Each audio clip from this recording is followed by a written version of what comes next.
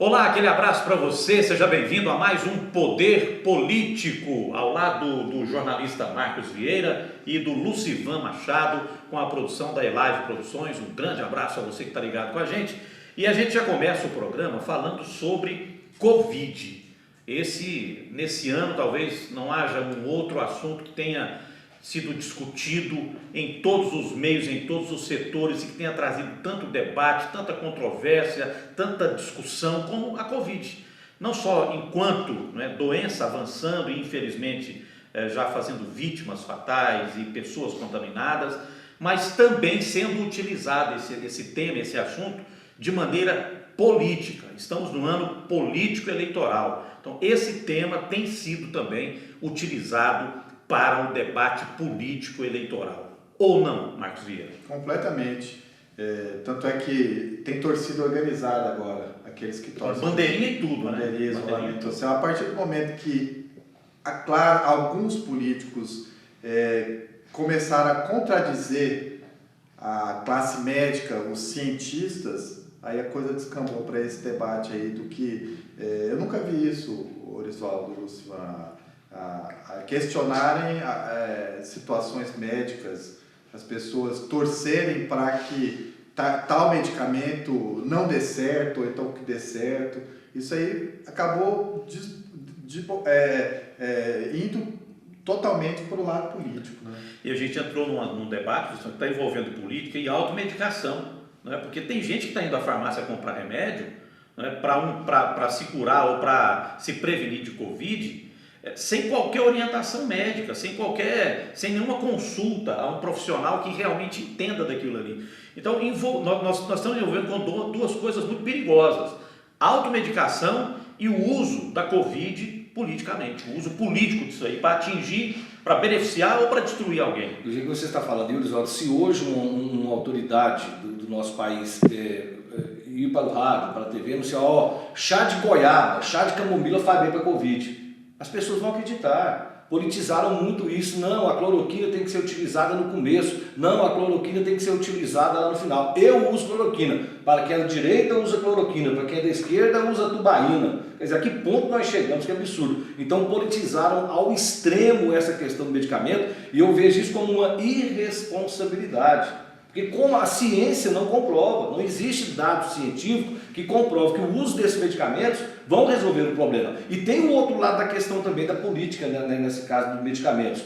A roubalheira que alguns secretários de saúde fizeram por esse país afora. Aproveitaram do mal, aproveitaram da doença, aproveitando do povo brasileiro. Não só secretários, mas empresários também. Governadores também. Empresas, governadores também. Você compra, vamos um exemplo aqui, você compra respirador a R$100 em um estado, o mesmo respirador é vendido para o outro estado a R$500.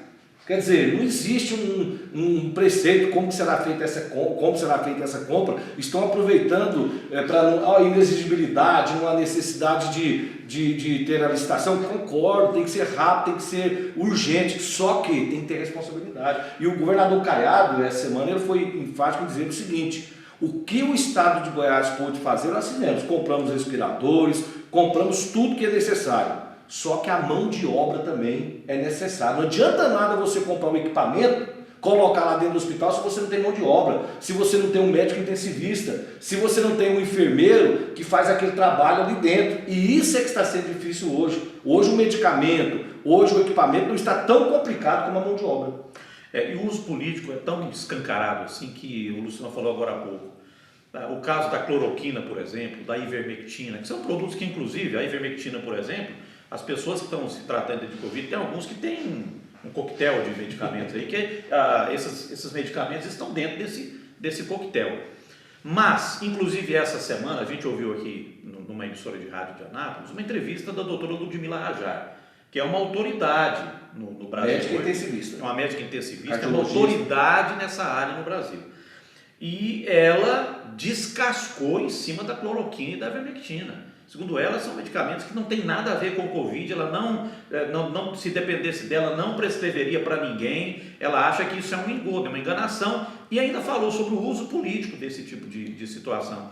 Se não estivéssemos num ano eleitoral, Marcos, será que esse tema ele estaria radicalmente politizado, como a gente está vendo agora, ou estaria? Porque no Brasil você pode esperar de tudo. Eu acho que desde do último processo eleitoral, tudo no Brasil vai virar esse fla-flu que costumo dizer. Tem esquerda, direita, contra, a tal da polarização, sabe? Né? E o problema principal não é o sujeito ir lá e tomar um vermífugo.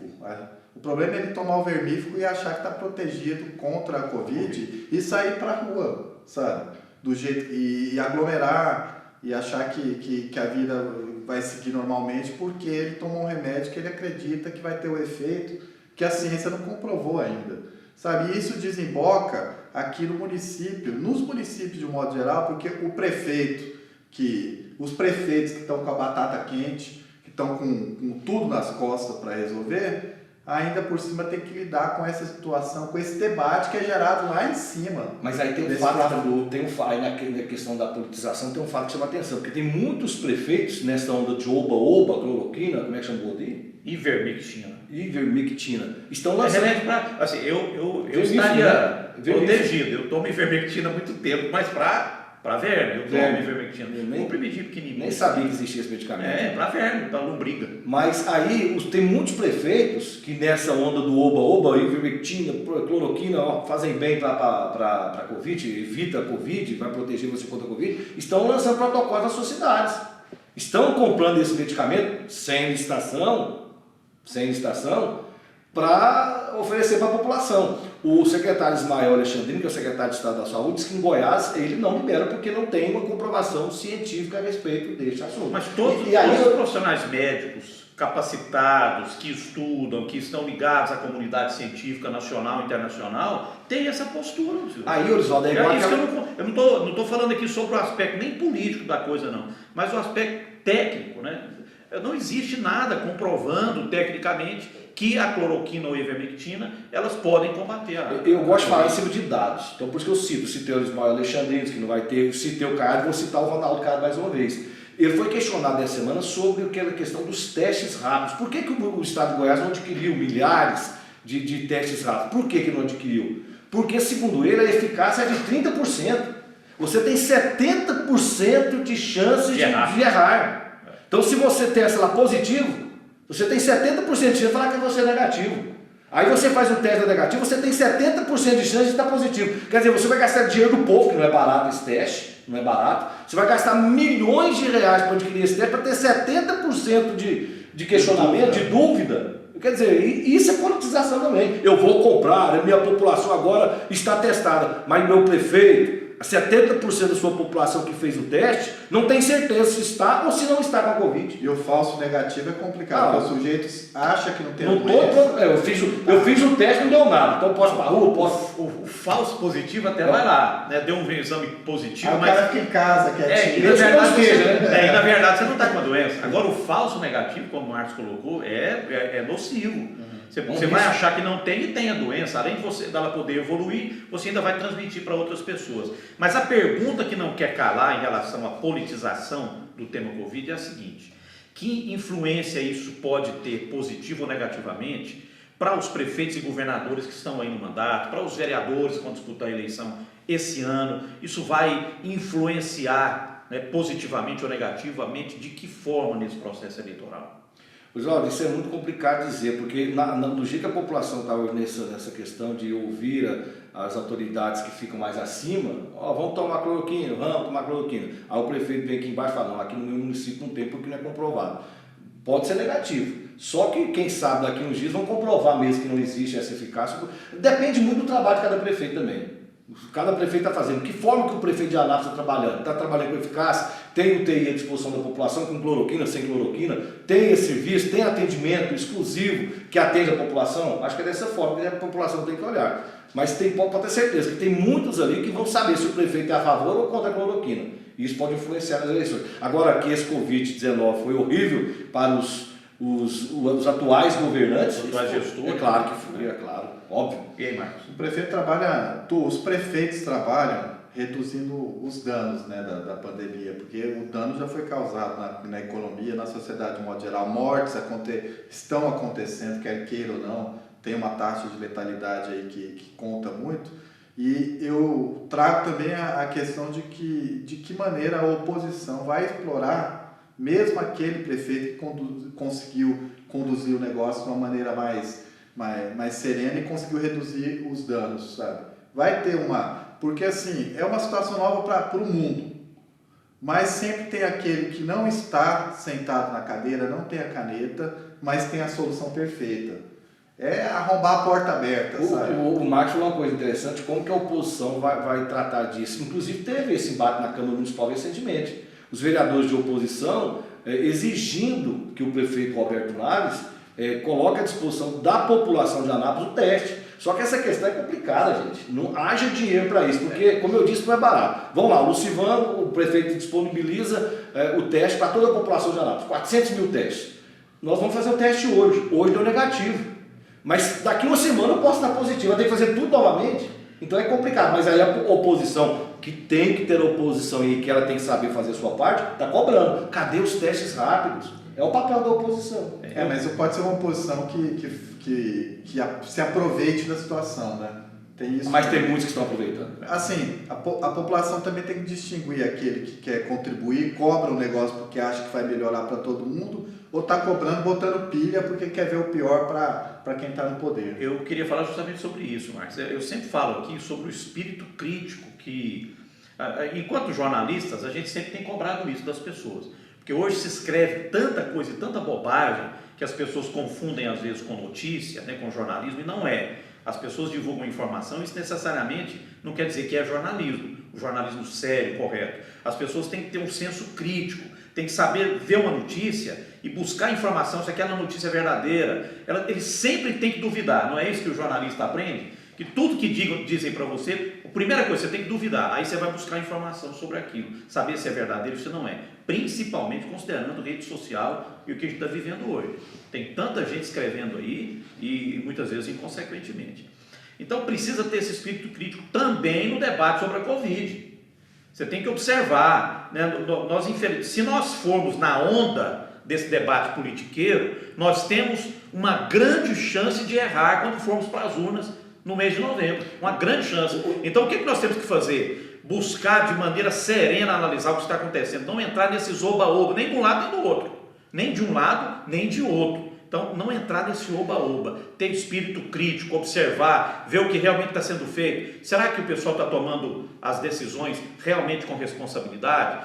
Está sendo usado politicamente para poder atingir ou para tentar beneficiar alguém? É isso que nós temos que olhar. Senão, nós vamos chegar lá nas urnas e vamos errar. Só para finalizar da minha parte sobre esse assunto, muitas pessoas que se dizem bolsonaristas questionam os números de casos de testados positivos e casos de mortes no Brasil. Mas esses números são do Ministério da Saúde.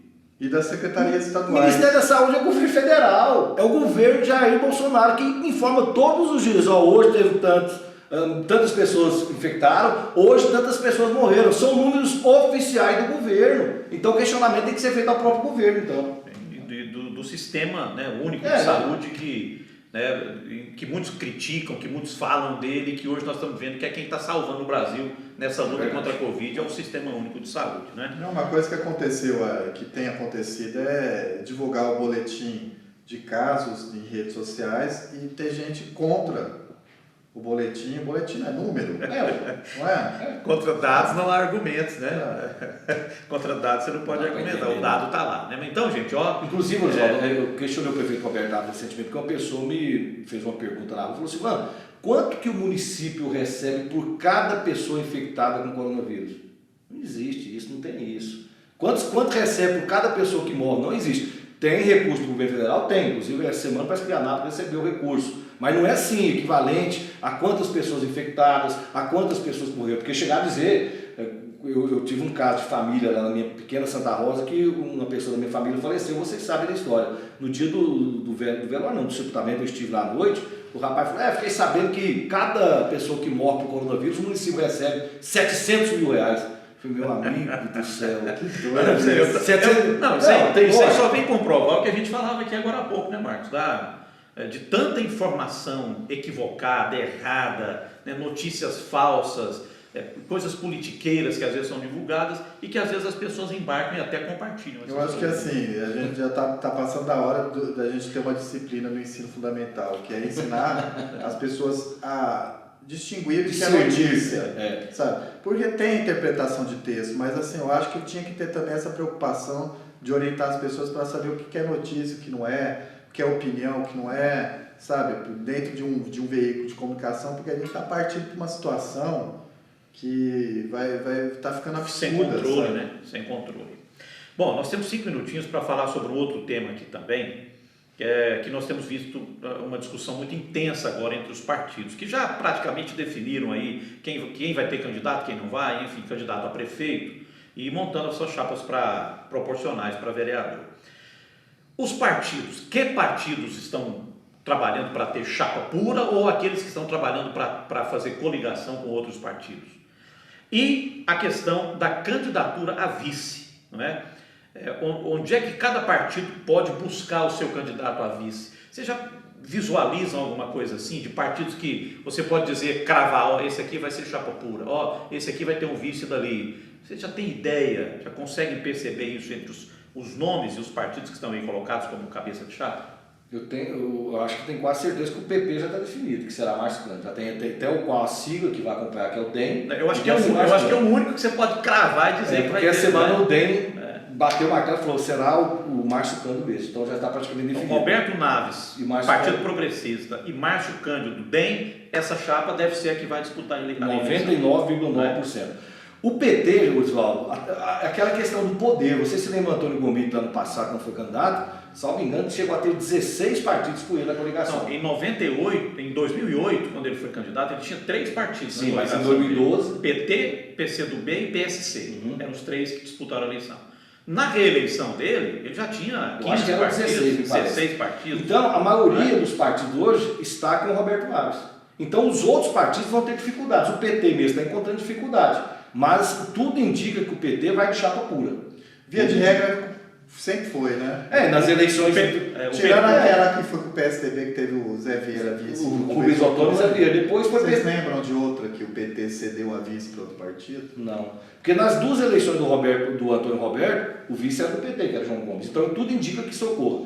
O PSL, Oswaldo, também deve de chapa pura e deve já anunciar nos próximos dias. Aí tem 2 vetores interessantes. Muitos entendem que é bom que indica o nome do vice logo para poder divulgar o nome, para poder pegar, né? Vamos dizer assim. Já outros entendem que atrapalha uma futura negociação. E aí eu vejo da seguinte forma: se o Valeriano, que é do PSL, indicar já rapidamente agora o seu vice, é porque está tendo dificuldade para a coligação também. Porque senão ele deixaria em aberto para negociar lá na frente com o outro partido.